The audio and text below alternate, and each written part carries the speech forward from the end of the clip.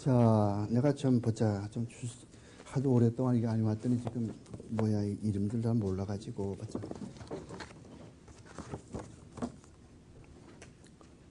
저기 강 목사님 저거 녹음이 좀 됐어요? 네. 이 신앙 고백서를 여러분들이 잘 공부를 해둬야 이 다음에 목회할 때 이게 많이 도움이 되거든요. 놀라웠게도 신학교를 나오신 분들 가운데 현재 목회하는 분들 가운데도 이 신앙 고백서를 몰라가지고 가장 쉬운 문제인데도 잘 실수하는 분들이 많이 있어요. 예를 들면은 뭐 재수 없다든가. 목사님도 설교하면서 재수 없어. 그러니까 그게 어떻게 그게 우리가 하나님의 예정을 배우고 손을 다 배웠는데 재수 없게 한다든가 말이죠. 또는 하나님은 스스로 돕는 자를 도운다. 그러면 이런 이야기들을 목사님 소수목 강대상에서 서슴없이 하거든요. 하나님은 스스로 돕는 자를 돕는다. 그런 것이라든가 말이죠.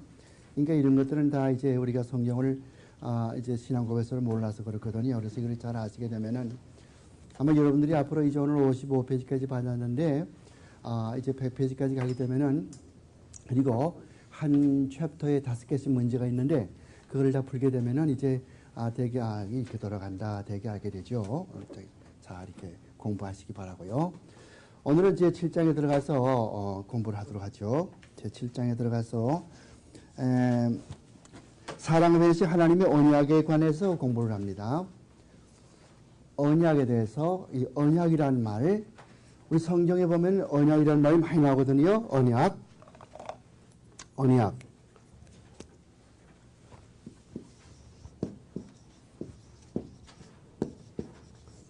디아세케이라고 그래요.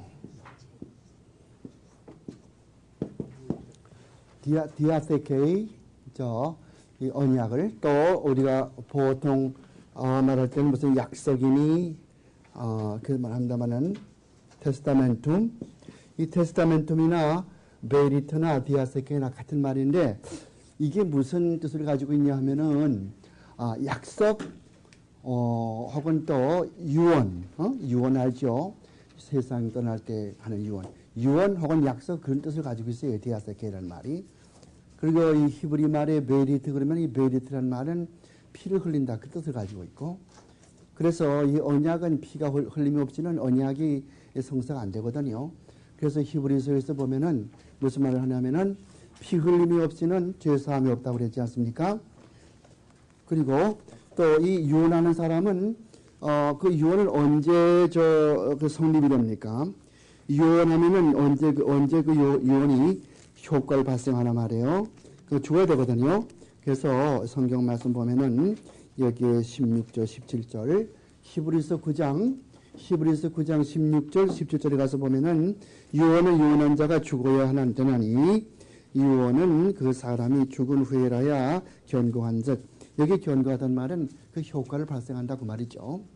그런 거로 신약 시대에 들어가서 예수님께서 구약에서 하시던 말씀이 마지막에 예수님께서 십자가의 죽으심으로 말미암아 그 유언이 성취함을 보고 효험을 보게 된 거 아니겠어요? 그리고 이 언약은 피를 흘리는 그런 뜻을 가지고 있다. 그렇게 아시고요. 자, 오늘 말씀이 신앙 고백서 제7장에서 뭘 가르치냐면은 하나님의 언약에 두 가지의 언약이 있다는 거예요. 두 가지 언약. 행위 계약과 은혜 계약이죠. 그러니까 이 언약이라는 말은 다른 말로 말하면은 약속, 유언 혹은 또 계약 그 뜻도 가지고 있단 말이에요. 계약. 그러면 맨 처음에 하나님께서 아브라함과 맺은 언약은 그거는 행위 계약이죠. 아마 다 배웠을 거예요. 여러분들이 조지신화에서 배웠을 거란 말이에요. 행위 계약이죠. 너희가 이것을 하라. 이것을 하면은 어찌어찌 한다. 하라. 아니면은 죽는다. 먹지 말라. 먹으면 죽는다. 행위 아니겠습니까? 그런데 그렇게 해서 결국은 아담은 거기에 실패했거든. 첫째 번의 언약이 실패했단 말이에요. 계약에서.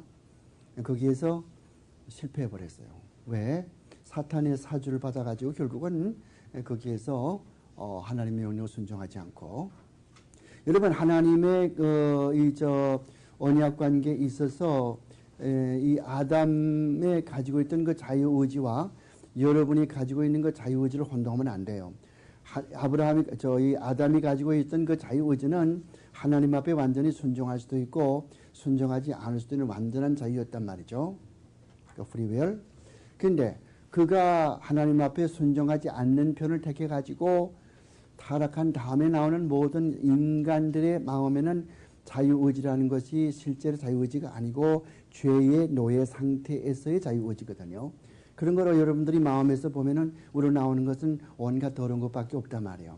그 마태복음 15장에 가서 본다든가 예레미야서 17장 9절 말씀 보면은 만물보다도 아주 가증스러운 것은 우리의 마음이 부패하고 가증스러운 것이 우리의 마음이니 누가 알리오마는 여호와는 우리의 폐부를 관찰하신다. 그런 말씀이 예레미야서 17장 9절 말씀 9절 말씀 10절 말씀이 있듯이 또 마태복음 15장 말씀에서도 사람이 밖에서 뭘 먹는 거, 더러운 거 먹는 거, 뭐 손 씻지 않고 먹는 거 이것이 사람을 더럽게 하는 것이 아니라 뭐 이 안에서 밖으로 나가는 게 사람을 더럽게 한다. 그러면서 우리 마음에 있는 상태를 온갖 시기와 악독이 가득하고 또 온갖 그 이모랄리티 이런 거 불륜적인 뭐 이런 거 아주 좋지 못한 생각 이런 생각들이 우리 마음에서 나온다. 그래서 우리 마음을 그렇게 표시했단 말이에요. 또 잠언서 4장 말씀 가서 보면은 무슨 말씀이 있냐면은 무릇 지킬만 하는 것보다도 너의 마음을 지켜라. 생명의 근원이 이에서 나오니라. 그 잠언서 4장 맨 끝에서 한 녹줄 5줄 앞에 가면은 그 몇 절인가 그런 말씀이 잠언서 4장에 있단 말이에요. 내 마음을 지키라. 그렇거든요. 그래서 인간의 마음, 오늘날 타락한 인간의 마음은 자유의지가 있다고 해도 그것은 죄를 행할 수 있는 자유밖에 없지 온전히 하나님께 순종하는 그런 마음은 한 사람도 없다는 거예요. 그래서 로마에서 3장 23절 말씀 보면은 모두가 다 죄를 범하였으니 하나님의 영광을 이루지 못했다. 그런 말씀이 있어요. All have sinned and come short of the glory of God. 하나님의 영광을 이루지 못했다. 또한 로마에서 3장 11절 말씀 우리가 이 성경 연구할 때 조지신학에서 변증학에서 많이 인용하는 말이죠. 아마 여러분들 그거 나한테 몇 번 들어가지고 다 외웠을 거예요. 이제 로마에서 3장 11절 의인은 없나니 한 사람도 없다고 그러지 않습니까? 이런 거 말이죠. 그래서 이러한 상태이기 때문에 이 자유라고 하는 것이 우리의 자유는 아무것도 아니죠. 이건 죄를 짓는 자유죠. 이러한 죄를 짓는 자유, 이런 마음이 바울을 써서 하나님을 바라보게 되고 하나님을 따라가게 되는 것은 그것은 언제 이루어지는 거냐 하면은 요한복음 3장 5절에서 말하는 것처럼 물과 성령으로 거듭나지고 그 다음에 고린도후서 5장 17절에서 말하는 것처럼 그리스도 안에 있으면 피조물이라 옛것은 지나갔다 하는 그렇게 심령의 변화가 와야 되거든요. 그래서 기독교가 뭐냐면 따지고 보면은 죄로 줄다름치고 죄로 말미암아 타락한 인간이 죄로 줄다름치던 것은 이제 그 마음을 바꿔 넣어가지고 하나님께로 마음이 향할 수 있고 내 생의 전부를 하나님께 바치겠다고 하는 그런 마음의 변화가 생기도록 변화시키는 과정 이것이 기독교의 참다운 복음이란 말이죠. 그래서 무슨 예수 믿으면 병 안 낫고 무슨 돈 많이 먹고 그런 것이 기독교 복음이 아니고 만약에 병만 낫는 거 그것이 복음이라면은 참 기독교야말로 그것처럼 비참할 것이 없단 말이에요. 왜? 사람은 다 죽어요. 어떤 사람은 80, 90 살지만 결국은 죽거든요. 그럼 이게 무슨 복음입니까? 예수 믿으면 천년만년 살아야 되지. 왜 죽는 거예요? 그럼 그처럼 그렇게 비참한 복음이 없단 말이에요. 기독교의 근본적인 목적은 그 요즘에 무슨 이런 로버트 슐러나 무슨 조영기 목사나 그런 사람들 이야기하는 것처럼 그렇게 예수 믿으면 무슨 모든 게 만사가 잘 되고 무엇을 내가 마음속에 그려보면 그게 그대로 되어지고 그런 병도 안 나고 그런 것이 아니라 사도 바울도 병이 났고 칼빈 선생도 병이 나 죽었고 다 그런데 그것이 문제가 아니라 하나님께서 나를 구원해 주시고 내가 오래 살든 좋게 오래 살든 짧게 살든 간에 구원받고 살고 그것이 중요한 것이고 그리고 이 세상에서는 하나님을 알고 구원받고 사는 그것이 중요한 것이지. 그래서 우리 빌립보서 4장 그 말씀이 있잖아요. 거기에 12절 13절 가서 보면은 내가 비천에 처할 줄도 알고 풍부에 처할 줄도 알고 내게 능력 주시는 자 안에서 내가 모든 것을 행할 수 있다 그 말이거든요. 무슨 말인가 하니 몸이 아프면 아픈 대로 돈이 없으면 없는 대로 또 사정이 어려우면 어려운 대로 하나님의 은혜로 능히 그것을 이겨나갈 수 있다는 거예요. 그런 것이지 그것이 무슨 내게 능력 주신 자에서 아무것도 다 모두 할 수 있다고 그러니까 뭐 돈 한 푼도 없어가지고 큰 집을 사가자. 뭐 그런 것이라든가. 하여간 성경을 모르기 때문에 맹랑한 일이 많이 빠지게 돼요. 어쨌든 그런 것이지만은 하나님께서 이 아담에게 맨 처음에 주었던 그런 계약이 어떤 것이냐 하면은 창세기 3장 말씀에서 보면은 2장부터 시작을 하죠. 2장부터 시작을 해가지고서 동산나무의 모든 건 다 먹지만 이 나무만큼 먹지 말라. 이렇게 먹는 나이는 정령 죽으리라. 정령이라는 말이 있단 말이에요. 정령. 그래서 강조하는 말이죠. 그건 뭐라고 하냐면 그것이 뭐 사과나무이건 배나무이건 뭐건 뭐 관계없어요. 그건 문제가 아니라. 그게 문제가 아니에요. 그게 문제가 아니라 하나님의 명령에 순종하냐 순종하지 않냐 이게 문제란 말이죠. 그거는 순종하지 않아서 타락했는데 그 혼자만의 문제가 아니라 모든 사람에게 다 그 죄가가 다 이렇게 전가가 되어가지고서 우리가 다 죄인이 됐다. 그 먼저 시간에 말씀드린 거죠. 이와 같은 사실은 어디에 기록되어 있다고 그래서요? 로마인서 5장 12절로 19절까지 있다고 그랬어요. 그러니까 여러분들은 로마인서 5장 12절 19절은 여러분들 저 포켓에 집어넣고 다니면서 항상 외우셔야 돼요. 카드에 로마인서 5장 12절로 19절. 한 사람의 죄로 말미암아 죄가 세상에 들어왔고 한 사람의 죽음으로 말미암아 죽음이 세상에 들어왔는데 한 사람의 의로 말미암아 즉 그리스도의 의로 말미암아 모든 사람이 의로워지게 됐다고 하는 그런 내용이 주적해 있지 않습니까? 19절까지. 그런데 아담에게 주어졌던 그 행위 계약이 아담이 그 실천하지 못함으로 말미암아 실패함으로 말미암아 이제는 하나님께서는 이제는 인간 대 인간으로 짓는 그런 언약이 아니라 하나님이 일방적으로 이게 중요한 거예요. 일방적으로 unilateral covenant 일방적으로 하나님께서 이렇게 계약을 맺는 거란 말이에요. 성삼위께서 성부 성자 성령이 모여서 그렇게 지금 계약을 맺는 거예요. 하나님께서 일방적으로 언약을 맺는 거죠. 어떻게 해요? 이제 예수 그리스도로 말미암아서 그런 믿음을 통해서 예수 그리스도가 십자가에 죽으심으로 대신 우리의 죄를 속량해 주시고 그런 믿음으로 우리가 구원받는다. 근데 그 참 기막힌 사실이 하나 있어요. 보세요. 에덴 동산에서의 아담은 거기서 실패했단 말이에요. 왜? 순종하지 않았기 때문에. 그런데 둘째 번 아담인 혹은 또 마지막 아담, 둘째 번 아담 혹은 마지막 아담 그래요. 어떤 사람들은 성경 말씀을 두 개 다 쓰고 있어요. 고린도전서 15장 보면은 둘째 아담 혹은 마지막 아담, last Adam or second Adam 같은 말이요.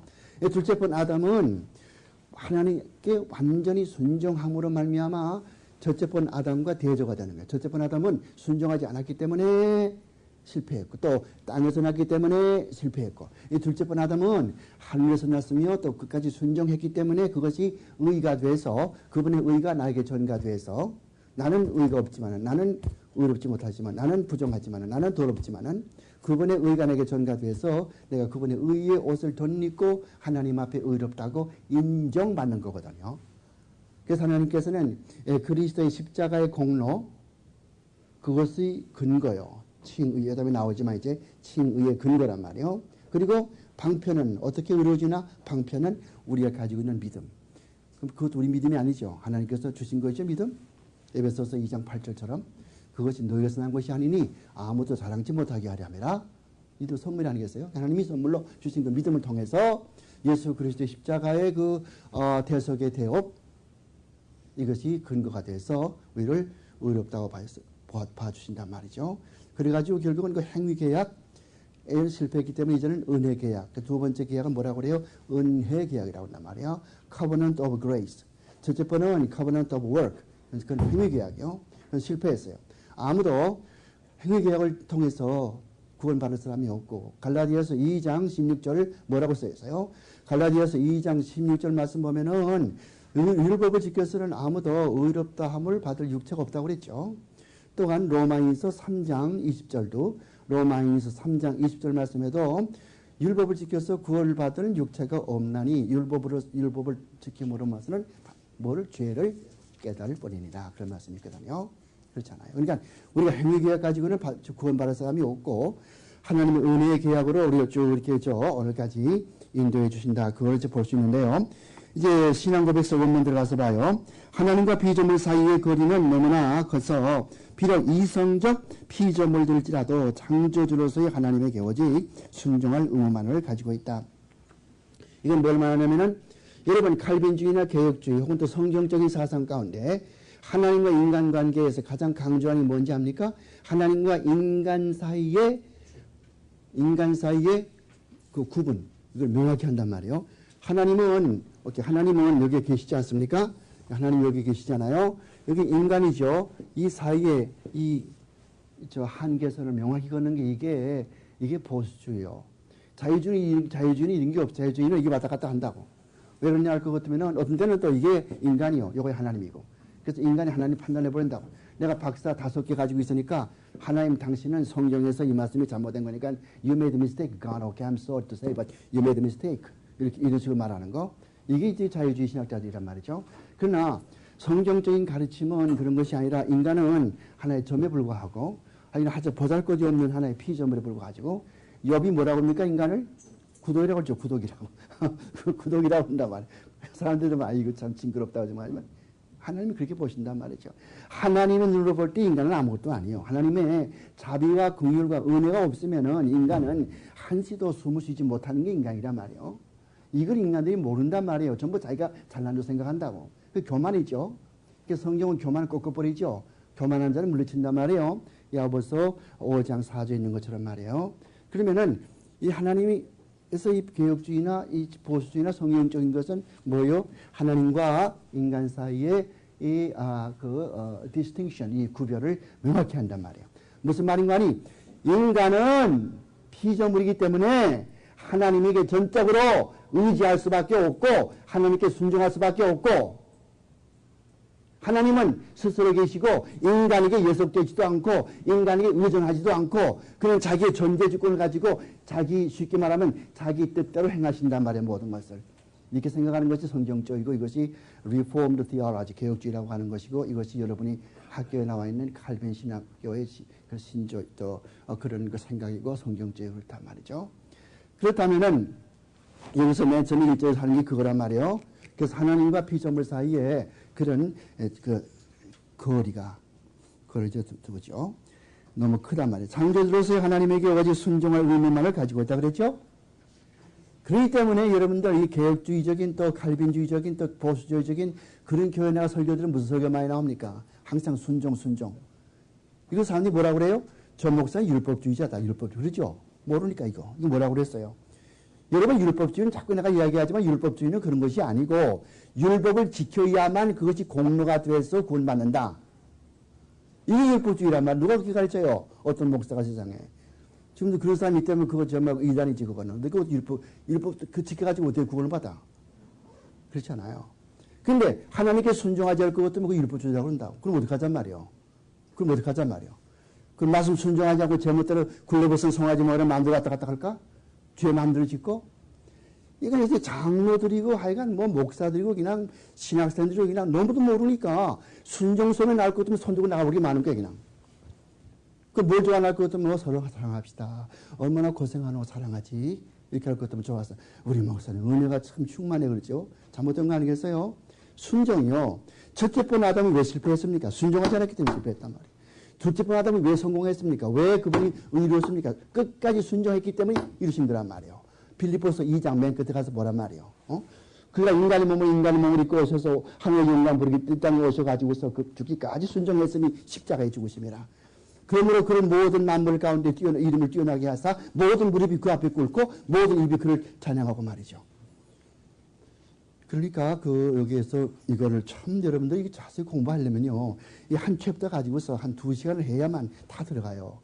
근데 지금 정해진 12시간에 이거 좀 전부 하려고 할 때 바쁘긴 바쁘지만 그래서 골자만 이야기하는 거고 자세한 내용들은 내가 나누어드릴 강의 노트를 보시고서 보충해서 보셔야 되고요. 여기서 이야기하는 골자만 이야기하는 거예요.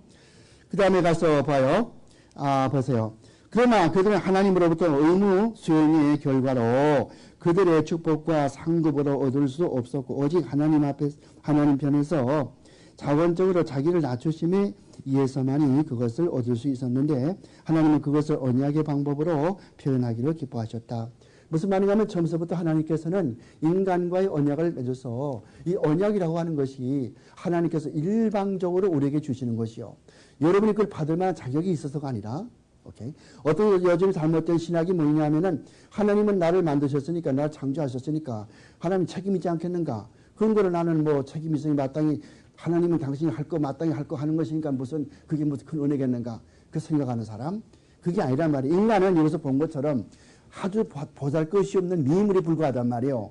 그런데 우리로 하여금 이렇게 믿게 만들고 효과적인 부름으로 아직 안 나왔지만은 효과적인 부름으로 우리를 불러주셔가지고 예수 믿게 만드는 것은 그건 하나님의 은혜란 말이죠. 그러니까 처음서부터 끝까지 우리가 이 신앙생활 하는 것은 하나님의 은혜요. 우리가 예수 믿고 나서 점점 성화되어 가는 것도 하나님의 은혜 가운데서 죄를 이길 수 있는 힘을 주시기 때문에 이 세상 살아가면서 죄를 이길 수 있는 힘을 주시기 때문에 우리가 살아가는 거 아니겠어요? 하나님의 은혜 아니겠어요? 근데 그것을 몰라가지고서 뭐 자꾸 딴소리 하게 되면 곤란하니까 신앙고백서 맨 마지막 시험 볼 때 제가 신앙고백서를 내가 체크를 하겠어요. 샀나 안 샀나. 그거 안 산 사람은 그건 안 돼. 사셔야 돼. 고백서 책을 사시란 말이에요. 책. 있어요?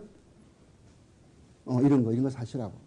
이걸 사가지고 있으면 이 다음에 목회할 때도 다 도움이 되고, 이 다음에 언제라도 목사고 준비할 때, 전도사고 준비할 때 보면은, 이거 이렇게 보면은 다 되지 않아요? 이렇게 해서 보시란 말이에요. 어떤 거는 번역이 뭐 좀 이상한 것도 있긴 있어요. 그렇지만은, 그래서 뭐 천편일률적으로, 그래서 비슷비슷해. 그렇지만은 어떤 것들은 조금 잘못 보였던 것이 있긴 있어요. 그 번역하는 사람의 취향에 따라서, 번역하는 사람의 신학에 따라서. 그래서 번역이 위험하다는 거예요. 왜냐면 번역하는 사람의 신학에 따라서 자기 맞는 말 집어넣거든. 깜짝아 소화를 먹한다고 이런 사람은. 그런 거는 왜 중요하냐면 뭐 중요한 거니 누가 번역했나 그게 중요하고 또 제일 좋은 것은 빨리 공부해가지고서 이 원문 영어로 원문으로 읽으면 좋은데 물론 신앙고백서가 신앙고백서의 원문은 어려워요. 왜? 이게 17세기 영어이기 때문에 어렵다고. 그러나 그래도 요즘 저 영어로 좀 책이 나와 있으니까 그렇게 하는데 이거는 꼭 사셔야 돼. 내가 이다음 학기말 시험 볼 때 샀나 쓰나 이름 썼나 이름 안 썼나 이거 난 또 그래가지고 왔구나. 오케이. 알아요. 자 됐죠. 그 다음에 사랑과 맺어진 최초의 언약은 행위계약이었으니 나와있죠. 그것에서 완전하고 인격적인 순종을 조건으로 하여서 아담에게와 또 그 안에서 그의 모든 후손에게 생명이 약속되었다. 순종하면 산다니라고 그랬죠. 근데 순종하지 않았기 때문에 죽은 거죠. 지금도 마찬가지죠. 그럼 또 율법입니까? 신학교에 가면은 학생들이 꼭 한두 사람이 손든다고요. 목사님 지금 율법 지켜가지고 구원받습니까? 내가 그 말인가 어때? 그 말 아니요. 나는 그 말 하는 게 아니요. 빈도 어긋난단 말이에요. 그거는. 그 말이 아니요. 그 영어 뭐라고 나올 것 같으면 he's barking a wrong tree. 지금 다른 나무 보고 지어진다고 그 말이 동문서답이죠. 그 말이 아니라 여기서는 뭘 이야기합니까? 하나님은 스스로 계신 분이고 우리의 조물주기 때문에 인간은 그에게 예속되어 있고 전속되어 있고 인간은 하나님께 순종할 수밖에 없다는 거고 하나님은 인간에게 순종할 필요가 없어요. 하나님은 스스로 계신 분이고 인간을 관할하시고 통제하시고 다스리시고 하나님 보고서 순종하는 말 하지 말란 말이에요. 하나님이요 이거 주시옵소서. 안 주시면 알지 그러면 하지 말란 말이에요. 오케이? 그 다음에 가서 봐요. 사람이 타락함으로 스스로서 그 언약에 대해서 생명을 얻을 수가 없게 되었는데 주께서는 그 깊으신 뜻대로 은혜의 계약이라 칭하는 둘째 언약을 맺으셨다. 둘째 언약은 이 covenant of grace 아니겠어요? 은혜의 계약이죠. 여기서 하나님은 죄인들에게 예수 그리스도에 의한 생명과 구원을 값없이 제공하셔서 그들이 구원 얻기 위해서 그를 믿을 것을 그들에게 요구하시고 생명을 얻기로 정해진 모든 사람들에게 성령을 주어서 그들로 하여금 믿기를 원할 뿐만이 아니라 믿을 수 있게 하기를 약속하셨다. 그러니까 하나님께서 일방적으로 우리에게 믿음을 주셔서 여담에 나오지만 이제 그 효과적인 부름이라고 하는 것이 효과적인 부름.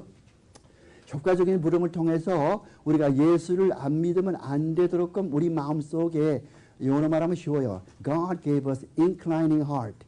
우리 마음은 inclination 알죠? 그쪽으로 이렇게 기울어지도록끔 우리 마음이 예수 믿는 마음이 생기도록끔 마음을 그쪽으로 기울여준단 말이에요. 이렇게 inclination. 그것이 내 힘드는 게 아니에요. 우리가 생각할 때는 내가 예수 믿고 싶었습니다 생각하지만 그것이 아니라 하나님께서 그렇게 마음을 주셔 가지고 믿단 말이에요. 오케이. 우리가 노방 전도할 때 한 10명 한남 주인 앞에서 한 10명 놓고 어떤 목사가 전도사가 지금 막 목이 터지게 지금 설교하고 있단 말이에요. 한 10분 동안 설교하고 북치고 했는데 남은 사람은 한 2명밖에 안 나고 남은 집에 가서 이거 예수제이구만 가버리고 말더란 말이에요. 두 사람은 남아있어가지고서 전도사님, 목사님, 참 내가 그 말 듣고 나니까 죄인입니다. 참 뭐가 있는 것 같아. 하나님이 계신 것 같아요. 좀 더 알고 싶어요. 내가 어느 교회 나가면 좋겠습니까? 좀 더 알고 싶어요. 왜 그렇게 생각을 해요? 똑같은 10명인데 말이요. 똑같은 장소에서, 똑같은 목사에게서, 똑같은 텍스트 가지고 똑같이 말했는데, 말 들었는데, 왜 다른 사람은 나고 그 사람이 남아있겠냐고. 이상하지 않아요, 이거. 이걸 뭐라고 그래요? 이것을 effectual calling이라고 그래요. 효과적인 부름. 이 효과적인 부름을 통해서 우리가 다 예수 믿게 된 거예요. 물론 한남주인 앞에 안 갔다 하더라도 어떤 다른 목사님의 설교를 듣고 부흥에 갔거나 친구를 통하거나 무슨 라디오 방송을 듣거나 무슨 전도지를 보거나 어떻게 했으니 간에 하여간 하나님께서 야, 뭐 있는가 보다. 그런 믿을 마음을 주신 건 하나님이란 말이죠. 그래서 여러분들 그저 히브리서 그 몇 장입니까 보면 그런 말씀 있잖아요. 믿음의 주에 온전케 하신 예수를 바로 12장 2절인가 그런 말씀 있죠. 12장 2절이요 12장 2절일 것 같은데 믿음의 주에 온전케 하시는 이는 예수를 바라보자. 그런 말 있어요? 12장 2절 맞지 않아요? 그 말, 그게 무슨 말인 줄 압니까? 믿음의 주요 하니까 믿음의 주님, 그 주님이 아니요. 믿음의 주라는 그 주는 주님, 쿠리오스가 아니란 말이야. 헬라 배웠죠? 헬라도 배웠죠? 쿠리오스가 아니요. 그게 나오는 말은 아르케이.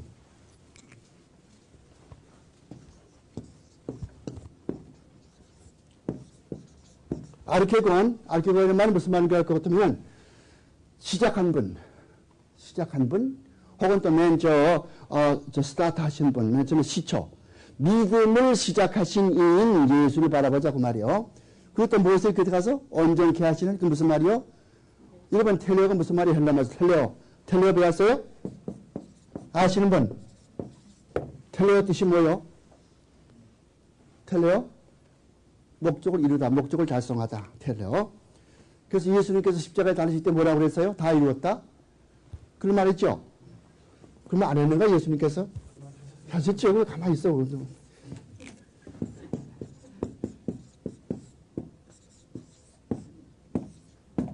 테텔레스타이. 그건 다 이뤘다고 말하지 무슨 말이야? 목적을 달성했다. 혹은 또 몸값을 지불했다. 완료형 시제죠? 완료형 시제? 퍼펙트 텐스란 말이에요. 완료형 시제죠. 그러니까 예수 그리스도께서는 우리의 이 구원의 값을 다 지불했다고 말이죠. 무엇으로? 자기 피로, 자기 살을 찢기면서. 완료형 아니겠어요? 그러면 헬라어에서 완료형은 무슨 뜻이라고 그랬어요? 아시는 분 계세요? 헬라어에서 완료형 분사나 완료형 동사를 쓰면 무슨 뜻이라고 그랬어요? 과거에 어떤 행해진 동작의 효과와 결과가 영원토록 변치 않고 남아있다. 무슨 말인지 알아요?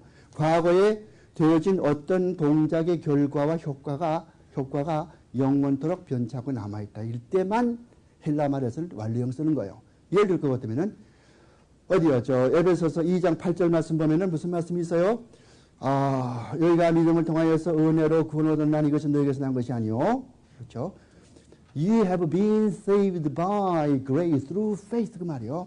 You have been saved 무슨 시제요? 완료 시제죠. 완료 시제. 그래서 소세소메노이 에스테 세소메노이 디아피스티오스 그 말이에요. 에스테 세소메노이 you have been saved 디아피스티오스 through faith. 그 다음에 카리티 by faith. 그러니까 우리가 믿음은 에이전트요. 오케이? 믿음은 에이전트란 말이에요. 에이전트. 은혜는 에이전트. 그래서 은혜가 구원을 하고, 그 다음에 faith가 뭐예요? 믿음이라고 하는 것은 믿음을 통해서. 그래서 through faith. 영어 성경 가진 분들은 through faith 이렇게 됐을 거예요. 그렇게 됐죠. through faith. 디아피스티오스. 믿음을 통해서 ye have been saved.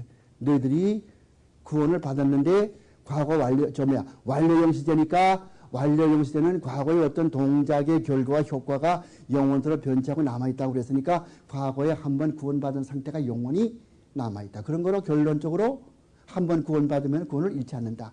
그런 거로 칼빈의 5대 강요 가운데 5번째 있죠. 무슨 말이세요? 성경의 궁적 인력. 그 말 아니겠어요? 성경적으로 입증이 된단 말이에요. 그냥 사람이 이렇게 만들어낸 게 아니요. 그렇게 다 입증이 된 것이지 말이죠. 자, 그래서 보자. 그 다음 봐서 봅시다. 타락함으로 스스로 그 언약에 의해서 믿게 만드셨다.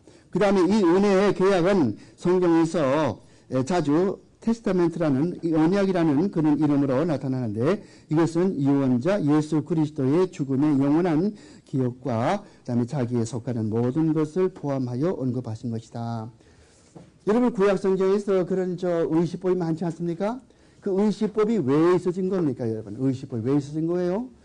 의식법 그 자체만 가지고는 아무 효과가 없어요. 아무 뜻이 없어요. Right? 그것이 그 성막이라든가 말이죠. 그게 흠도 없고 티도 없는 양을 잡아들인다든가 말이죠. 심지어 제사장의 의복, 옷까지 말이죠. 이 모든 게 다 예수 그리스도의 이 구속, 이 구세주로서 예수 그리스도의 사역을, 인격과 사역을 나타내주는 상징으로 쓰인 거란 말이죠. 언제 우리가 시간이 있으면은 성막론 한번 공부하면 좋겠어요. The Doctrine of Temple 하면 좋겠지만은 Tabernacle. 근데 그거 뭐 그런 시간이 있겠습니까만은 지금은 그거 할 수 없고. 그래서 의식법이 전부 그냥 그대로진 것이 아니라 앞으로 오실 메시아가 어떻게 죽으실 것이며 그분이 어떻게 내 죄를 용서해 주실 것이며 이런 것을 가르쳐 주는 게 의식법이란 말이에요. 그러면은 예수님께서 오신 다음에 그런 의식법이 다 접해됐지 않아요? 왜요?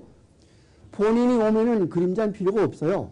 때는 일상 강의에서 이야기하지만은 2살 먹은 어린이가 아장아장 엄마 치마 따라다니면서 엄마 이거 그림 근데 엄마 그 그림자 엄마의 그 그림자를 보고 따라다닌단 말이에요. 이게 엄마 이러고 하면 저희 따라가고 왔다 갔다 한단 말이에요. 이거는 이제 4살쯤 되니까 저희 들어가지고 이제는 그림 안 따라다녀. 엄마 딱 따라다니지 말이죠. 왜? 엄마가 진짜거든. 엄마 없으면 그림자 없지 않아요. 마찬가지 있지 아니요. 예수 그리스도를 상징했던 건데 그리스도가 오셔서 그 의식법을 진짜 뭐 자기가 실제로 몸으로 다 완성하셨기 때문에 이제는 그 의식법이 필요 없는 거 아니에요. 그런 거로 골로새 2장 16절 누가 한번 읽어보시겠어요? 골로새 2장 16절 한번 읽어보세요. 16절 17절 골로새서 2장 16절 17절 만물이 그에게 창조되되 하늘과 땅에서 보이는 것들과 보이지 않는 것들과 혹은 보좌들이나 주관들이나 정사들이나 권세들이나 만물이 다 그로 말미암고 그를 위하여 창조되었고 2장 16절 그래 있어요? 그렇지 읽어봐요. 그러므로 먹고 마시는 것과 절기나 월삭이나 안식일을 인하여 누구든지 너희를 평론하지 못한다. 그렇죠. 왜 그렇게 했어요? 그다음 읽어보세요. 이것들은 장래일의 그림자, right. 그리스도 것입니다. 그렇죠. 장래일의 그림자라고 장래일의 그림자, 그리스도의 모형이란 말이에요. 그리스도의 그림자란 말이에요. 그러니까 그리스도 오신다면 그게 필요 없단 말이에요. 그래서 그 앞에 들어가서 보면은 이 모든 것을 의민에 속한 것을 무엇으로 승리했다? 십자가로 승리했단 말이에요. 근데 안식일은 자꾸 지금도 뭘 먹지 말라, 그렇죠? 그 잘못된 거 아니겠어요? 그래서 여기 이제 보시자 말이에요.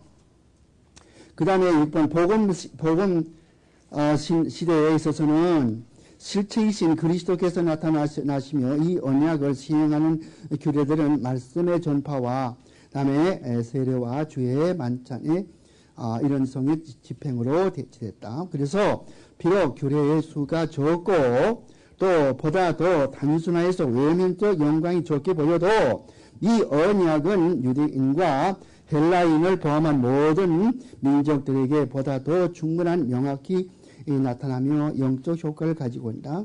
이것을 신약이라 부른다. 그러므로 실체가 다른 두 개의 은혜 계약이 있는 것이 아니라 단 하나의 동일한 은혜 계약이 다양한 경륜 아래에 있는 것뿐이다 그랬어요.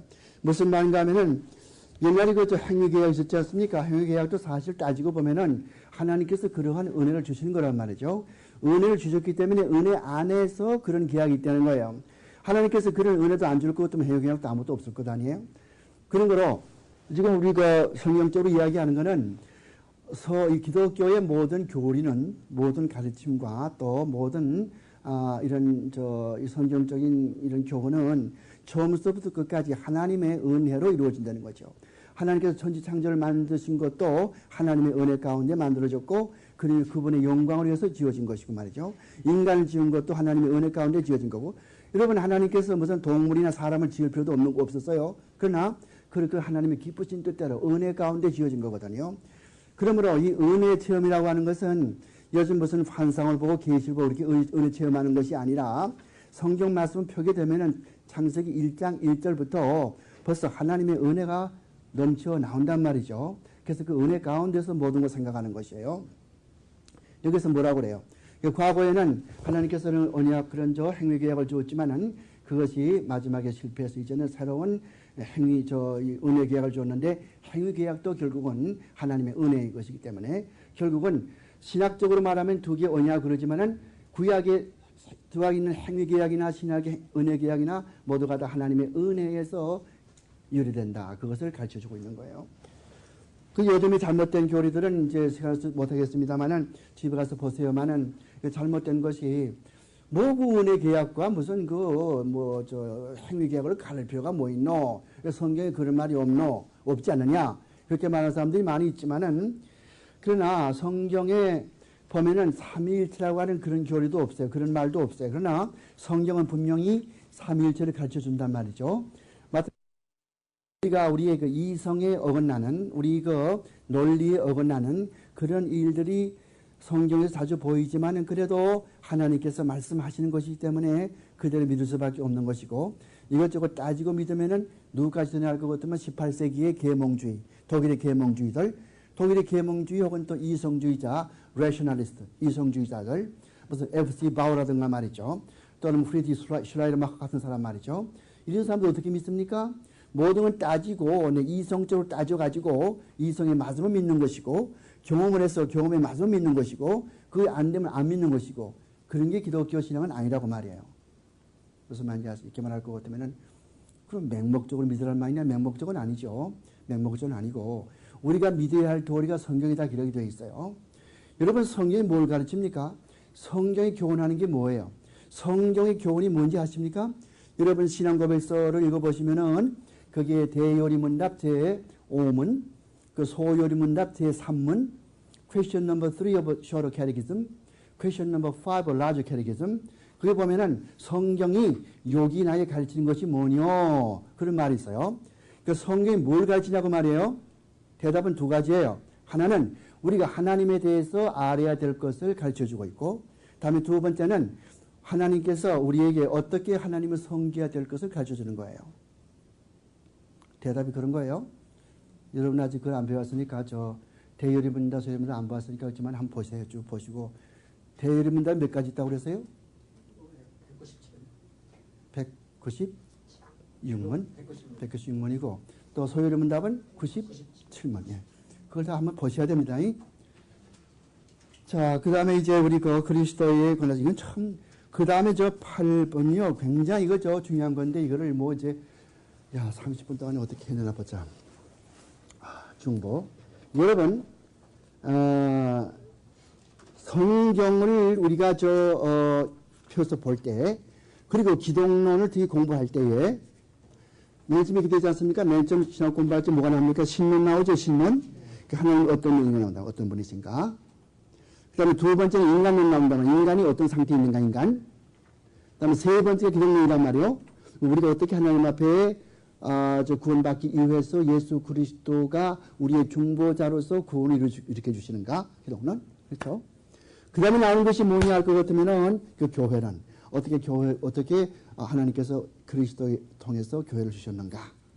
그 다음에는 인간이 어떻게 전반적으로 어떤 단계를 거쳐 가지고서 우리 인간이 구원받는가? 구원의 서정이라고 그러죠? 오더 살티스라고 그래요. 구원의 서정이란 말이야. 맨 처음에 효과적으로 불러주시고, 그 다음에 회개하게 만드시고, 그 다음에 중생하고, 그 다음에 하나님께서 의롭다고 불러주시고, 그 다음에 양자로 삼아주시고, 자꾸 성화시키고, 그 다음에는 영화로 몸을 주시고, 이런 단계가 있단 말이에요. 이게 구원론이에요. 그 다음에 맨 끝에 가서 그 다음에 가서 또 어떤 분들은 그 다음에 뭘 나오냐면 성령론이 나온단 말이에요. 성령론. 그건 요즘의 일이요. 과거에 그런 거 없었다. 요즘에는 안 돼. 성령을 즉 사람들이 강조하고 또 성령에 대해서 관심이 많기 때문에 요즘 신학교에서 성령론을 따로 또 만들어가지고 가르쳐. 근데 내가 공부할 때 그런 게 없었어요. 그럼 맨 끝에가 뭡니까? 종말론이죠. 이 세상이 어떻게 끝나는가? 그것이 하나요. 또 하나는 내가 죽으면 어떻게 되는가? 두 가지가 있단 말이에요. 일반적인 종말론은 뭡니까? 이 세상이 어떻게 끝나는 게 일반적인 종말론이요. General Eschatology란 말이에요. General Eschatology, 일반적인 종말론이에요. 사람이 죽으면 어떻게 되는가? 개인적으로 Individual Eschatology요. Individual Eschatology, 개인 종말론. 그럼 끝나는 게 이게 저희 신학이요. 한마디로 말한 말이요. 그런데 그 중에서 지금 이 기독론, 이 세 번째 기독론은 이제 Christology, 기독론 말이 굉장히 중요한 것인데, 자 이렇게 보자 말이에요. 하나님께서는 그 타락한 백성들 그냥 내버려 두가지고 다 멸망시킬 수 있어요. 멸망시킨다는 게 아니라 스스로 멸망하도록끔 내보내 줄 수 있단 말이죠. 여러분 신학에서는요, 이 단어 하나 잘못 쓰면 이단돼 버린다고 조심하셔야 돼요. 아시겠어요? 단어 하나만 잘못 쓰면은 공연이 그저 그냥 버리는 그런 마음이 아닌데 오해받아가지고는 저는 이단이 되어버린단 말이에요. 조심을 하셔야 돼요. 그래서 신학이 굉장히 어려운 거예요. 신학을 뭐라고 그래요? 퀸 오브 사이언스라고 한단 말이에요. 모든 과학의 여왕이라고 한다고. 신학을 그 퀸 오브 사이언스라고 한단 말이에요. 퀸이 뭐예요? 여왕이죠. of the science, the sciences. 아마 지난 시간에 변증화 들으신 분은 그 이야기 들었을 거예요. 토마스 아퀴나스. 토마스 아퀴나스라는 사람은 천주교를 만든 사람인데 중세기 13세기 사람이거든요. 이 사람은 50세 되기 전에 죽은 사람이에요. 근데 책을 60권을 쓰고 그 사람이 쓴 단어의 수가 천만 단어가 넘어요. 10 million. 1000만 단어가 넘는데 그렇게 많이 책을 쓴 사람. 그렇게 많이 공부를 많이 하고 글을 많이 쓴 사람이란 말이에요. 근데 이 사람이 뭐로 생각하냐면은 신학은 모든 것 가운데 가장 어렵구나.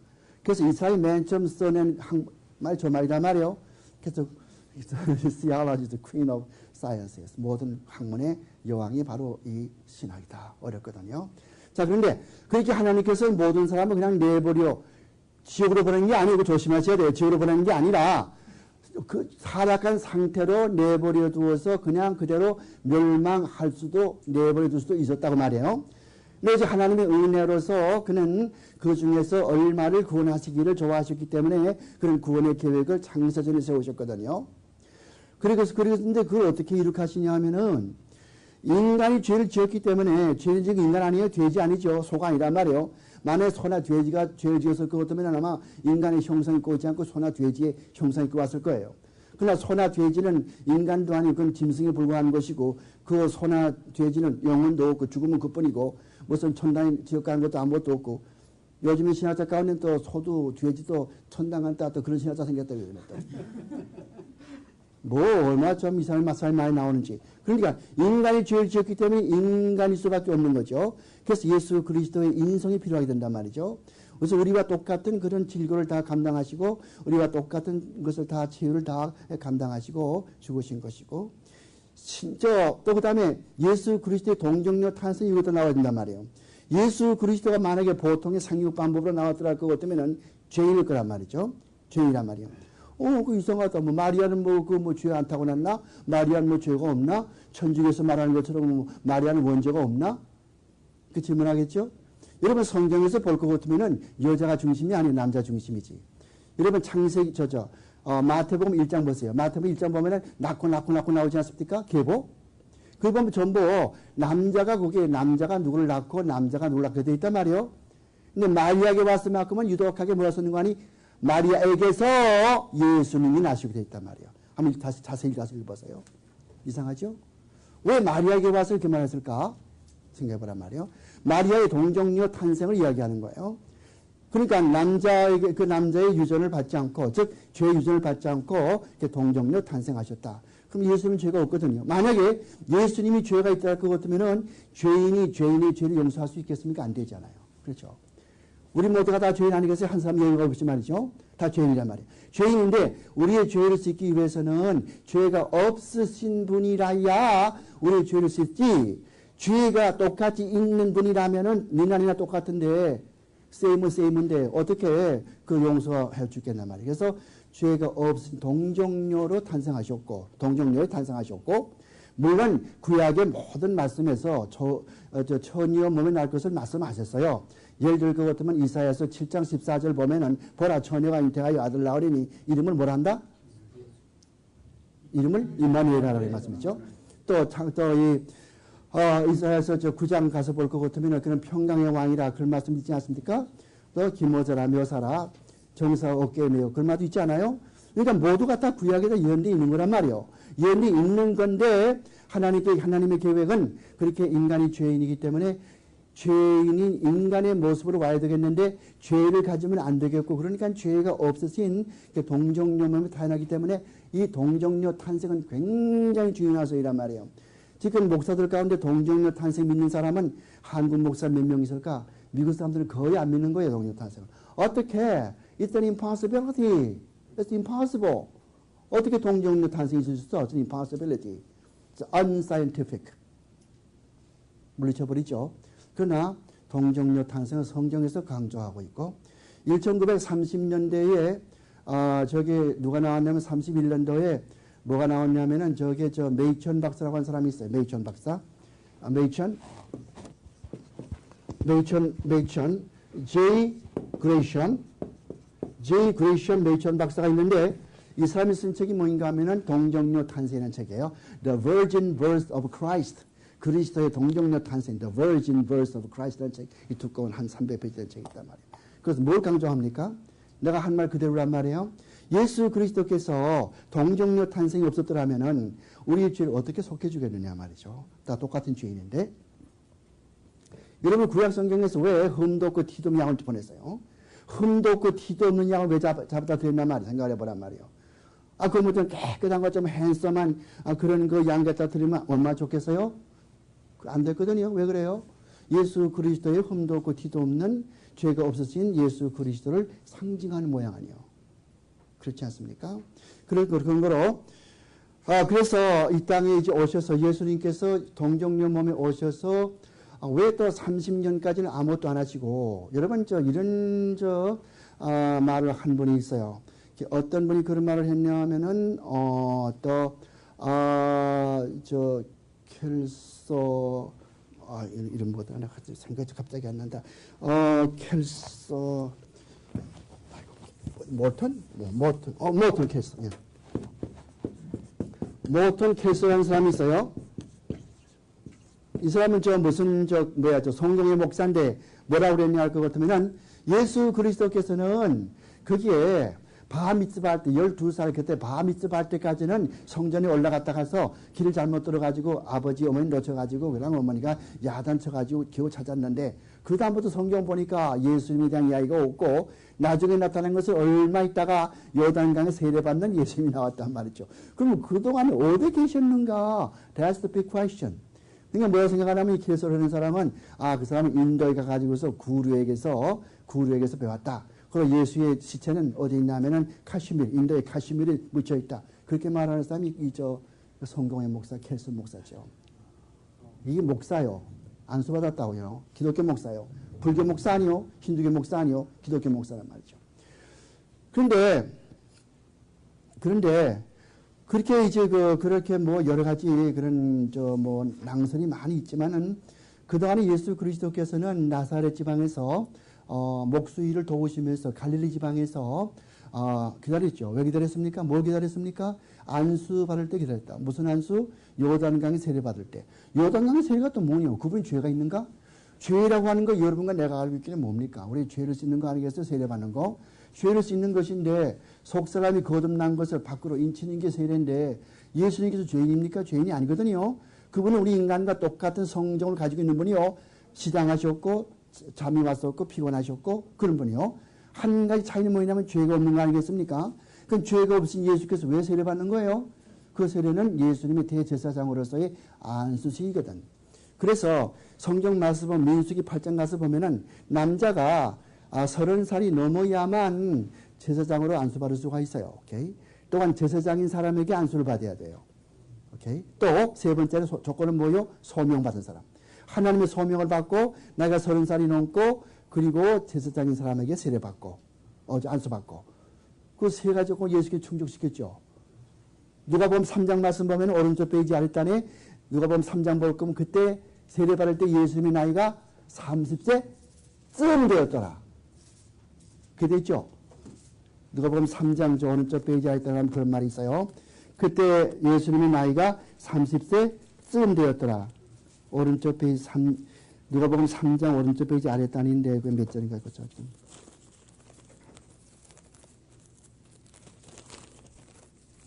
23절.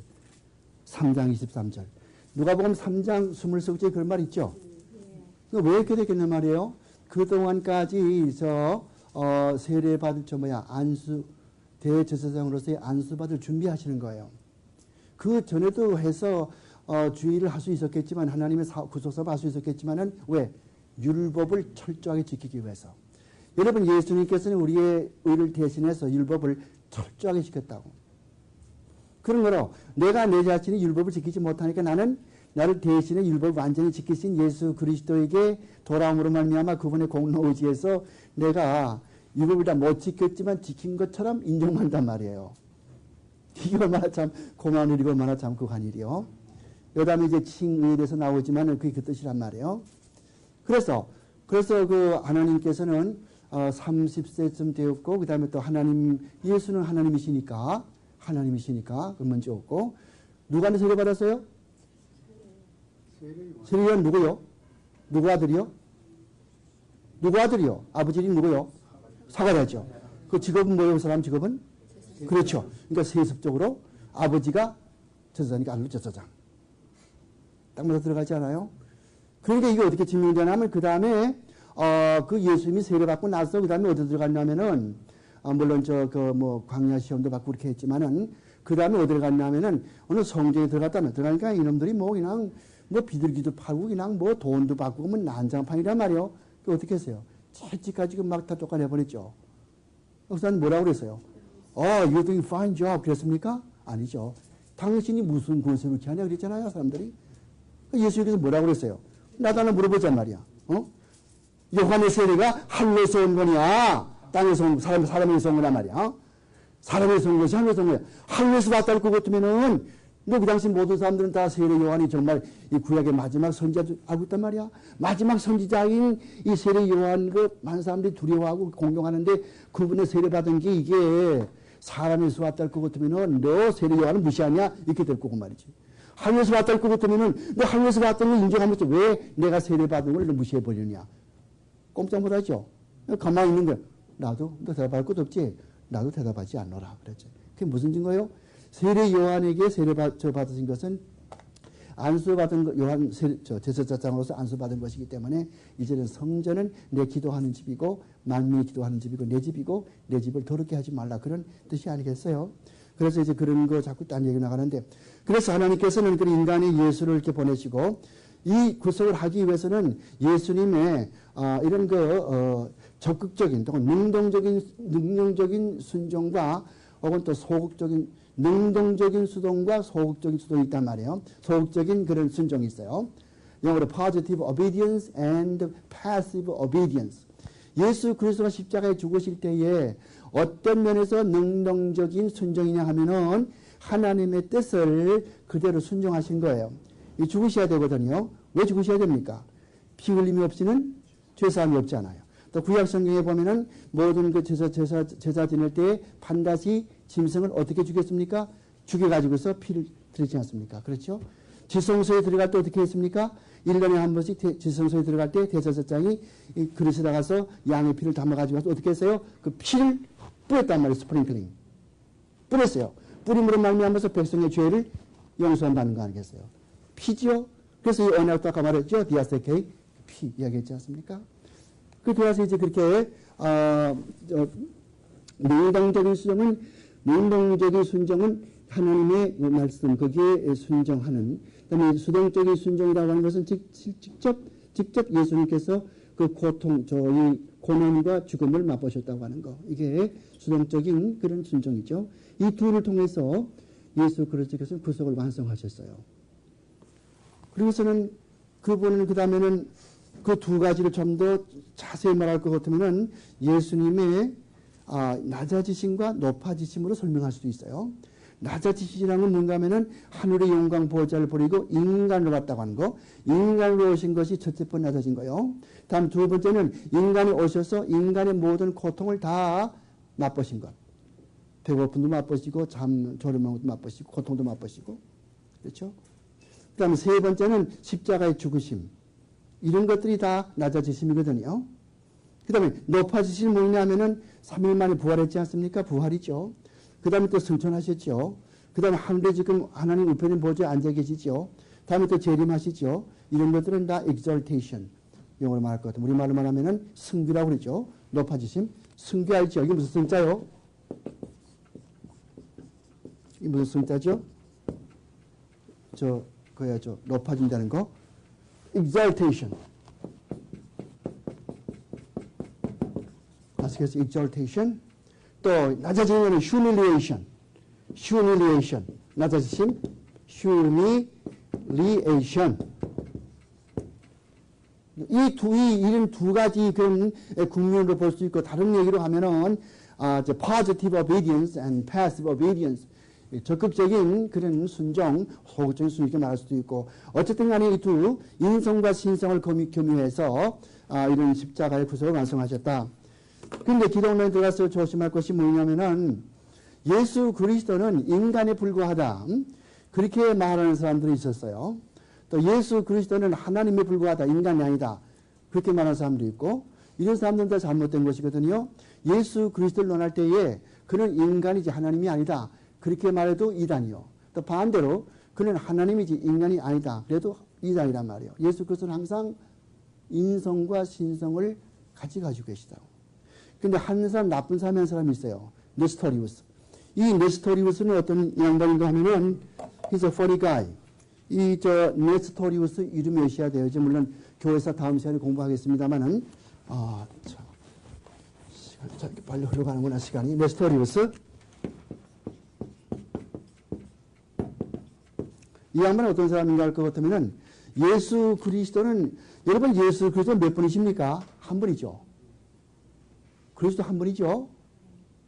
그게 디모데전서 2장 5절 보면은 사람과 하나님 사이의 중보자는 인간이신 예수 한 분이다. 한 분 아닙니까? 그런데 이 네스토리우스는 예수님이 두 분 계시다는 거야. 하나는 인간 예수가 있고 또 하나는 하나님 예수가 있고. 이거 네스토리우스 굉장히 이상합니까? 초대교회요. 그러니까 초대교회는 아직까지 신앙이 정립되지 않았기 때문에 이상한 사람들이 많이 있었어요.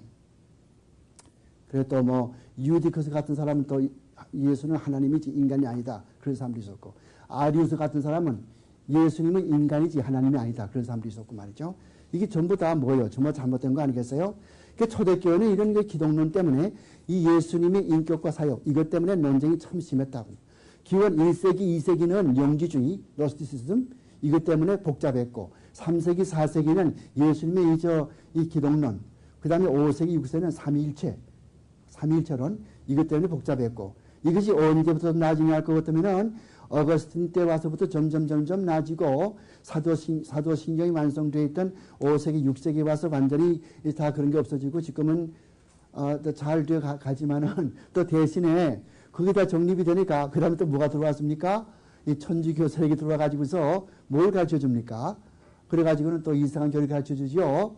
천주교의 연옥이라든가 혹은 또 무슨 돈을 많이 내면 구원받는다든가 말이죠.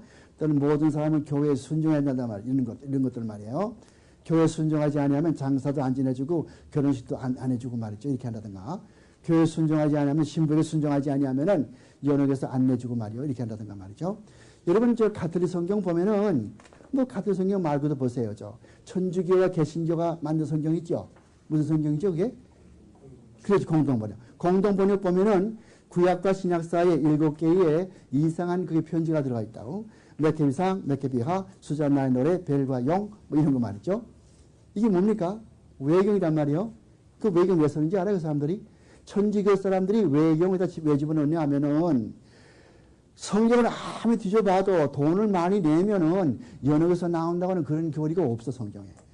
그러니까 어떻게 하냐면 이 사람들이 외경, 성경이 아닌 외경, 유대인들이 수양서적으로 읽던 그런 걸 뒤적거려가지고 이것을 성경에 집어넣어가지고 정경과 똑같은 위치를 줘가지고서 이것을 우리 천주교의 그런, 그걸로 쓰자. 정경 쓰자. 그래가지고 그런 것들이 들어간 거예요. 그래서 전부 성경을 하나님의 말씀에 의지하지 않고 성경을 전부 자기 멋대로 뜯어 고치고 되배질한단 말이죠. 요즘 말 것 같으면 건축을 지고 새로 하는 거예요. 이걸 빼고 저건 자기 싫으면 듣기 싫으면 빼버리고 좋을 것 같으면 없는 것도 집어넣고 이렇게 하는 거 말이죠. 그래서 우리가 공동 번역을 안 한다는 거 아니겠어요?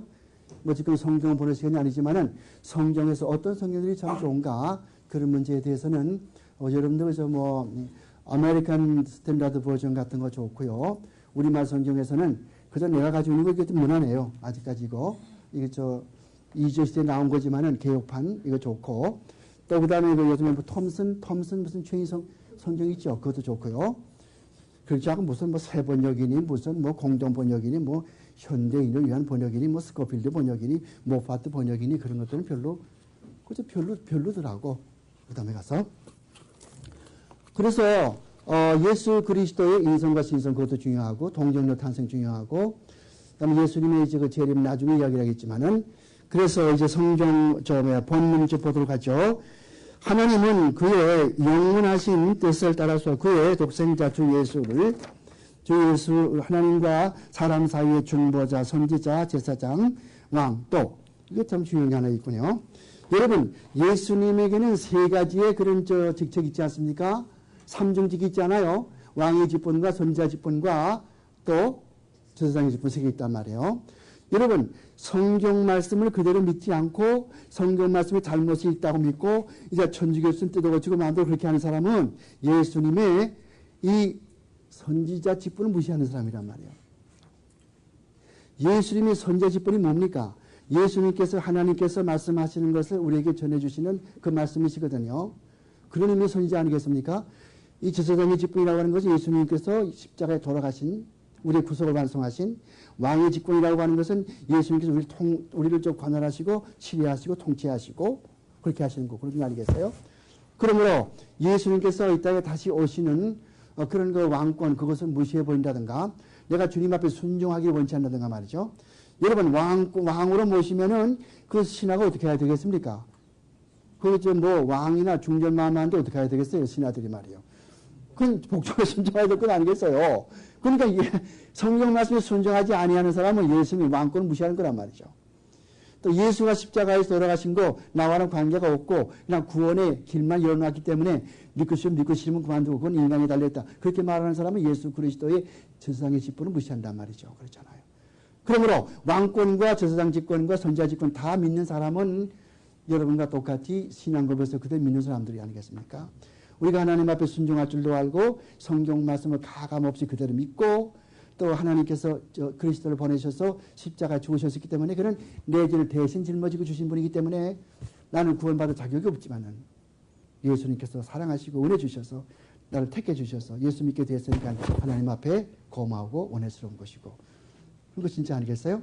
이제 좀 이해가 갈지 모르겠습니다만은 그 다음에 삼위일체의 그 제2이신 하나님의 아들은 참되시고 영원하신 하나님이시며 성부 한 본체시며 옛날에 그랬어요. 예수 그리스도나 성부, 성자, 성령 그럴 때에 누가 제일 높으냐? 성자가 제일 높고 성부가 그 다음이고 성령이지 말이다. 그렇게 말하던 이단도 있었단 말이에요. 그게 아니고 성부, 성자, 성령은 영광과 그 권세가 똑같아요. 그럼 꼭 목사 시험이 납니다. 여러분들. 농담 아니에요. 성부, 성자, 성령 누가 제일 높으시냐? 대개 보면은 집사님도 생각할 때는 그야 뭐 성부 제일 높고요. 그 다음에 성자 아들이니까 성자가 높고요. 그것을 우리 인간적으로 생각하는 그런 아들이 아니요. 하나님의 삼위일체의 직권상으로 성자시지 무슨 하나님 인간처럼 아버지 있고 뭐 누나가 있고 형님 있고 내가 낳고 그런 식이 아니란 말이에요. 그래서 그걸 모든 영광과 존귀와 그 다음에 모든 권세가 똑같다는 거예요. 성부, 성자, 성령. 근데 어떤 분은 또 성령은 자꾸 강조하는 분이 있어요. 성령이 오시옵소서. 그리고 기도할 때도 성령이 어떻게 하시옵소서. 우리가 영어로 기도하지만 우리가 누구 이름으로 기도합니까? 예수 이름으로 기도하지. 왜 그래요? 예수님을 통해서만 내가 하나님께 갈 수 있거든요. 왜? 예수님이 나와 하나님 사이에 중보자가 됐으니까 달이니까 그분을 통해서만 간단 말이에요. 그분을 통해서 그 다윗의 오작교를 건너야만 상대방의 애인함이 가는 것처럼 말이죠. 그러니까 예수 그리스도 이름으로 기도하는 것이고 통해서 가는 것이지 자꾸 성령만 부르도 안 되는 것, 성부만 그래도 안 되는 것이고 사실은 가장 중요한 것은 성자, 그게 중요한 것인데 요즘 또 뭐가 생기냐면 또 오직 예수 또 그런 또 교파가 생겼다고. 이 사람들은 성령도 안 믿어. 성부도 안 믿고 오직 예수는 최고다. 왜? 사도행전 보니까 너희가 예수 이름으로 세례받고 기도했거든. 사도행전이자니까. 그래가지고 그걸 내고가지고 자꾸 또 예수만 이야기하는데 그것도 안 되고 올바른 신앙은 성부, 성자, 성령의 각각 다 다르죠. 하는 일이. 성부가 하나님 다르고 성부께서는 구원사에서는 성부께서는 믿을 자를 택해 주시고 성자 예수는 그 믿을 사람, 택한 백성, 택한 받은 백성을 위하여 십자가에서 우리 과거, 현재, 미래 모든 죄 중요합니다. 과거, 현재, 미래 모든 죄예요. 모든 죄 용서해 주시고 그 다음에 그 십자가의 구속의 은총을 우리 마음속에 적용시켜 주시는 분은 성령으로 우리에게 역사하시는 그리스도. 그리스도가 성령을 통해서 우리 마음속에 역사하시거든. 그리고 우리가 하나님 앞에 의롭다면 얻었다 그럴 때에 의롭다 하면 영원 전부터 의로워진 것이 아니요. 예수 그리스도가 십자가에 죽은다 돌아가신 다음에 의로워진 것도 아니요. 내가 예수를 믿을 때에 그때 의로워진 것이지 창세전에 이미 의로워진 게 아니란 말이죠. 예수는 십자가에 돌아가셨다 하더라도 내가 예수 믿기 전에 옛날에는 우리가 아직 의롭다함을 받지 못했단 말이에요. 내가 믿음을 통해서 하나님께 나올 때에 그때 의롭다함을 받았지 말이죠. 이런 것들은 신학적으로 굉장히 중요한 것인데 자꾸 혼돈한다고. 기도할 때 보면은 창세전에 우리가 의롭다함을 받고 그런 뭐 어떤 기도가 어디 있어요? 그건 거짓말이지. 어떻게 창세전에 의로움 받았어? 창세전 택함 받았지. 이거 아무것도 아닌 것 같지 않아요? 굉장히 중요한 교회란 말이에요. 시험 볼 때, 목사 시험 볼 때 말이죠. 이런 것 때문에 떨어지고 말고 한단 말이에요. 말 한마디를 잘 분명히 아시고 이렇게 하셔야 한단 말이에요. 그래서 여기에는 뭘 지금 이야기하냐면은, 하나님께서는 그의 아들을 보내시고, 그 다음에 그 아들이 십자가의 죽으심으로 말미암아 우리의 구속을 완성하게 하셨다고 하는 거. 주 예수는 이와 같이 신성에 결합된 그의 인성에서 한량없이 성령으로 성화되시고 기름 부음을 받으셔서 그 자신 안에 모든 지혜와 지식의 보화를 가지셨는데 성분 모든 충만이 그 안에 있는 것을 기뻐하셨다. 그것은 그가 거룩하시고 훌륭하시고 순결하시며 은혜와 그다음에 진리로 충만하셔서 중보의 직분을 수행하시기 위해서 철저히 준비를 갖추하시기 위함이었다. 그 직분은 그가 스스로 취하신 것이 아니라 그의 아버지의 부르심에 의한 것이었으나 성부께서 모든 권세의 심판권을 그의 손에 맡기시고 그 직책을 수행하도록 그에게 명령하셨다. 주 예수는 그 직책을 가장 기쁘게 받으시고 이것이 뭡니까? 예수 그리스도의 적극적인 순종이죠. 이것을 수행하기 위하여서 율법 발행하시고 율법을 완전히 준수하셨다.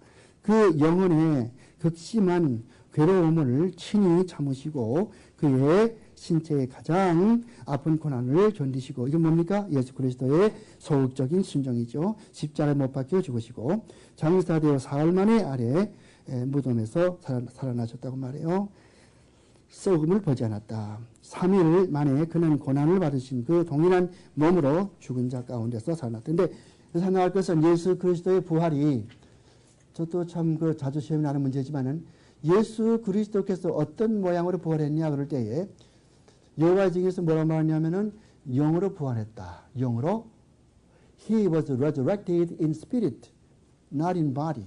그건 이단이요. 예수 그리스도께서는 몸으로 육체로 부활했단 말이에요. 어떻게 오시느냐? 여호와의 증인은 영적으로 오신다. 아니요. 예수 그리스도는 몸으로 오신단 말이에요. bodily advent, 혹은 the bodily resurrection. 다시 오실 때도 bodily advent, 실제 몸으로 오신단 말이에요. 이런 거 굉장히 중요한 교리요. 근데 놀랍게도 목사들과 말하면 목사들도 그걸 몰라가지고 좀 몇 사람도 있더라고. 영으로 부활했다고 말이에요. 그런 이단이 어디 있어요, 그럼? 오케이, 그런 거 조심하셔야 됩니다. 그 다음에 그 몸을 가지고 하늘에 오르사 그의 아버지의 우편 보좌에 앉으셔서 간구하시는데 세상 끝의 사람들과 천사들을 심판하러 오실 것이다. 주 예수는 그의 완전한 순종과 영원하신 영을 통하여서 단번에 드리신 자기 제사. 하나 물어보자고. 단번에 드린다는 말이 무슨 말이에요? 단번. 여러 번 할 것을 한 번 딱 함으로 끝낸다는 말이거든요. 여러분 구약에서는 제사 어떻게 드렸습니까? 자꾸 드렸죠. 매년 매번 하루도 몇 번 드리지 않습니까? 자꾸 반복했단 말이에요. 자꾸 예수 그리스도는 십자가에서 한 번 자기 자신이 대제사장으로 한 번 자기 자신이 희생물로 돌아가신 다음에 다시 반복하는 게 없단 말이에요. 이것을 단번에 once for all이라고 그런 거예요. once for all 단번에. 단자가 무슨 단자요? 한 문자 아시는 분 계세요? once for all. 여러 번 할 것을 대신해서 한 번을 끝낸단 말이에요. once for all. 그러므로 로마 천주교 교리가 잘못된 게 뭡니까? 성찬식 바를 때마다 이 떡과 포도즙이 자꾸 예수님의 실제 피와 실제 몸으로 변한다는 거예요. 성찬식 할 때마다. 그럼 예수님이 뭐 죽고 또 죽고 죽고 또 자꾸 죽는 게 성찬식 할 때마다 자꾸 죽는 거예요? 이게 어긋나잖아요, 교리. 여러분이 성경을 알게 되면요, 천주교의 잘못된 교리를 얼마든지 지적할 수가 있어요.